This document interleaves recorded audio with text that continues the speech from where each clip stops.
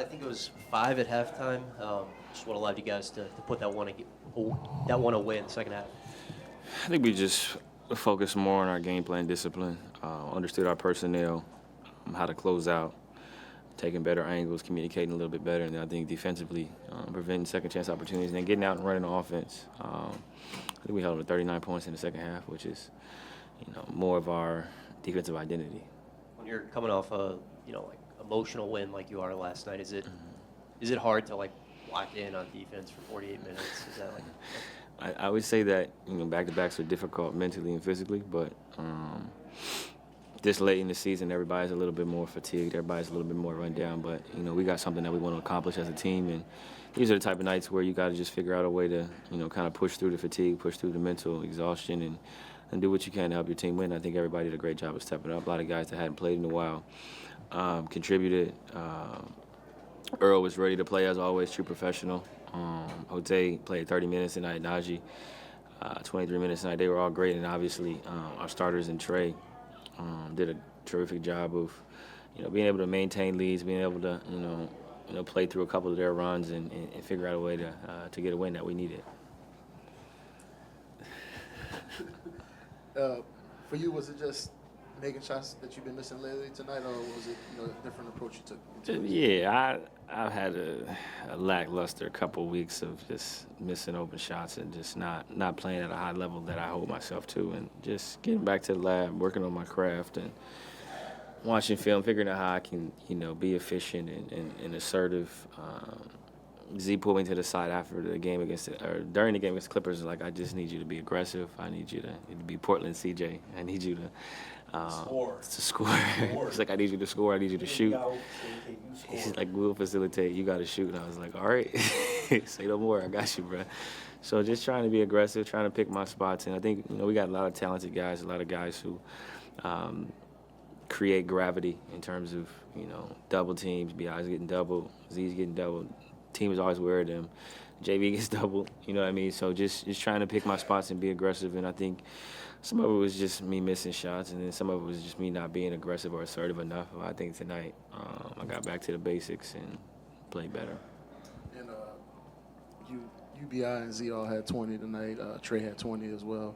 When y'all three in particular are making shots with that starting unit, what does that kind of do to opposing defenses when it's really hard for them to decide who they're going to try to stop?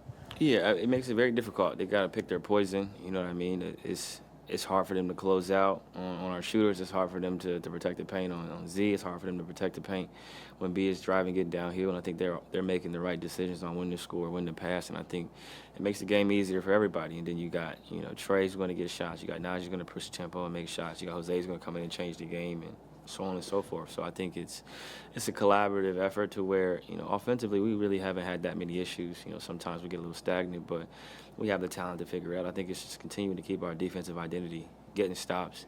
Because then the game is fun, right? We don't got to call plays. We're just running. Z's getting dunks, guys getting to the rim, we're getting transition threes, and the game becomes really easy when you get stops.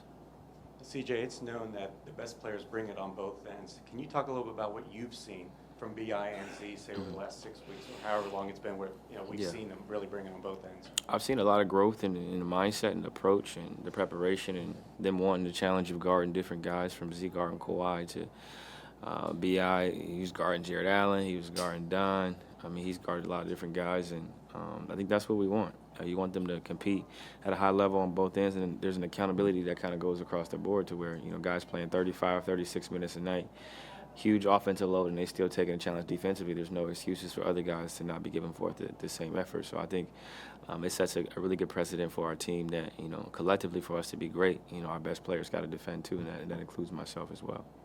And in tonight's game, was it really noticeable for you guys that you were missing just Herb Jones's energy out there? Yeah, Herb is always talking, though. So he's talking on the bench. He's constantly staying involved, staying engaged, and encouraging us. And that's just the type of guy he is. Y'all think he's quiet, but he's really not that quiet. Is it, same subject, just without him on the court, is there a bit of an adjustment maybe early in the game to playing team defense without what he does individually and direction? For sure. I mean, he covers up a lot of our mistakes. with his presence, with his ability to cover space, closeouts, communication. And, I mean, you've seen him getting dunks and layups when he's looking around like, where's Herb? You know what I'm saying? But I think we picked it up in the second half. We communicated a lot better, and, we missing one of the best, if not the best defensive player in the league, guy who can make threes. He's shooting 42 or 43% on threes, finishes well around the basket. He's in, top 10, field goal, top 10 finishing wings. I mean, he's having a great year and showing his versatility. That hurts. He's missing Larry tonight, too, another guy who's great defensively, vocal, can switch, rebounds well, pushes the tempo, a great connector for us on offense and a finisher. That obviously hurt, but I think in those moments it gives other guys an opportunity to show up, and it really shows your team depth, and that's why it's important that guys are always ready to play. Okay, CJ, thank you for your time, man. Appreciate it. Y'all heard it, man.